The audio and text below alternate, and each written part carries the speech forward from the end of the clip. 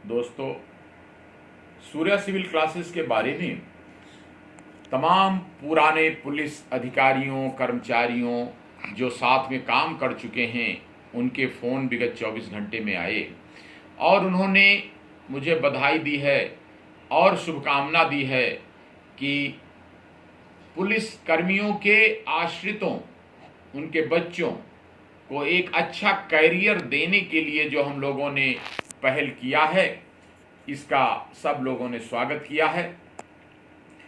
उन्होंने ये भी सुझाव दिया है कि केवल पुलिस कर्मचारियों अधिकारियों के बच्चों को नहीं, उनके आश्रितों को भी इसमें शामिल किया जाए।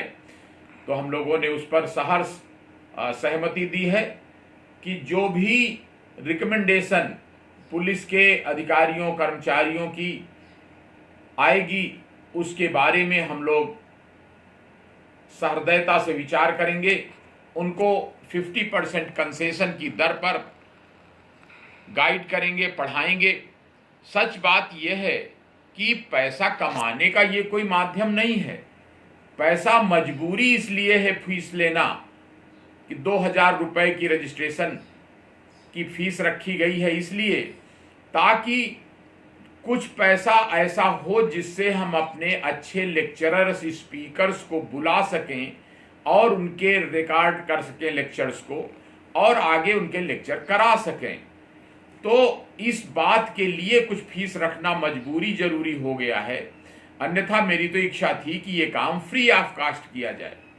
लेकिन कई दोस्तों से सलाह ली गई कि आखिर ये जो लोग अच्छे स्पीकर हमको तभी मिलेंगे, अच्छे लेक्चरर तभी मिलेंगे जब हम उनको अपने साधन से गाड़ी भेजकर बुलाएंगे, जब उनको हम कुछ एक निश्चित मानदेय देंगे, क्योंकि बहुत से ऐसे प्रोफेशनल्स हैं जो पैसे लेकर ही काम करते हैं। तो अच्छा रिजल्ट देने के लिए हमें ऐसे लोगों की सहायता की जरूरत है। दोस्तों, ये भी विचार आया कि कोरोना की इस महामारी में जिस प्रकार से पुलिस ने ड्यूटी की है, सूख कर तमाम पुलिसकर्मी कांटा हो गए, तमाम बेचारे सूख करके बिल्कुल सिकुड़ गए, बीमार पड़ गए।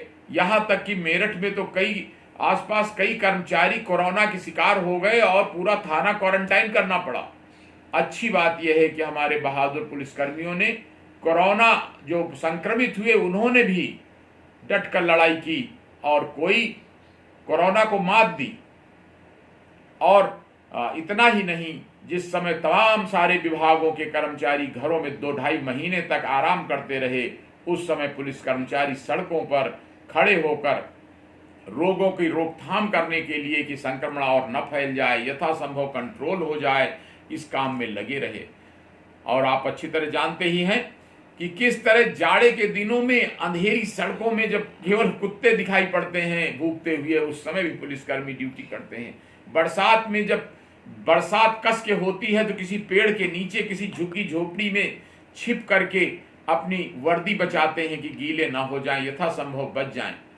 इसी तरह गर्मी में चिलचिलाती धूप में जब ट्रैफिक वाले खड़े होते हैं, पुलिस वाले खड़े होते हैं, तब आपने देखा होगा किस प्रकार जब आप 15 मिनट नहीं खड़े हो पाते तब पुलिस वाले दिन दिन भर ड्यूटी करके आपकी जान बचाते हैं, आपको रास्ता बताते हैं।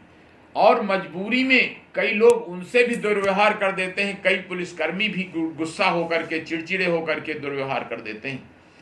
तो मैं ऐसे पुलिसकर्मी जो अपने बच्चों का, अपने पारिवारिक लोगों का ध्यान नहीं दे पाते, संडे को भी छुट्टी नहीं मिलती, छुट्टी मिलना उनके लिए बहुत असंभव सा कार्य होता है, अधिकारीगण वर्कलोड के कारण उनको जल्दी छुट्टी नहीं देते।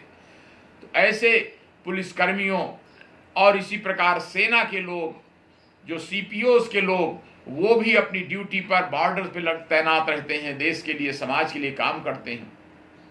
तो उनके लिए भी, और इधर हाल की महामारी में कई लोगों का सुझाव आया कि कोरोना के संक्रमण में डॉक्टरों ने, मेडिकल बिरादरी ने भी बहुत मेहनत किया है, वो भी देश सेवा का काम किया है उन्होंने। इसी तरह जो तमाम राजस्व विभाग के अधिकारियों कर्मचारियों ने तमाम फूड पैकेट बंटवाकर, राशन बनवाकर सराहनीय काम किया है, उनके लिए भी इस बच्चों के कैरियर प्लानिंग में उनकी भी मदद की जाए। तो हम लोगों ने उसके लिए भी उदार मन से सहमति दी है कि उनको भी हम यथासंभव सहायता करेंगे।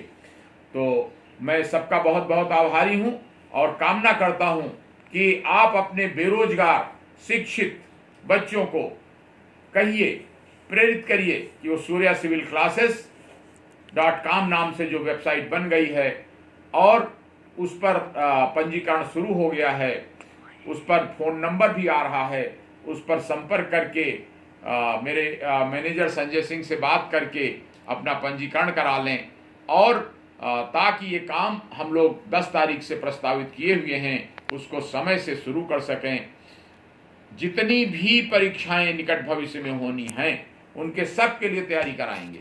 जितने भी बच्चे हैं सबको मार्गदर्शन देंगे और अच्छे अच्छे अनुभवी IAS अधिकारी, IPS अधिकारी, PCS अधिकारी, PPS के अधिकारीगण और तमाम समाज सेवी डॉक्टर, तमाम समाज सेवी पत्रकार, वकील, जो प्रतिष्ठित लोग जो अपने ज्ञान अनुभव के कारण जाने जाते हैं उनका सहयोग लेंगे और सहयोग लेकर के इन भविष्य के भारत के मार्गदर्शक जिम्मेदार नागरिक बनाने के काम में पूरा सहयोग करेंगे। दोस्तों बहुत बहुत धन्यवाद। जय हिंद।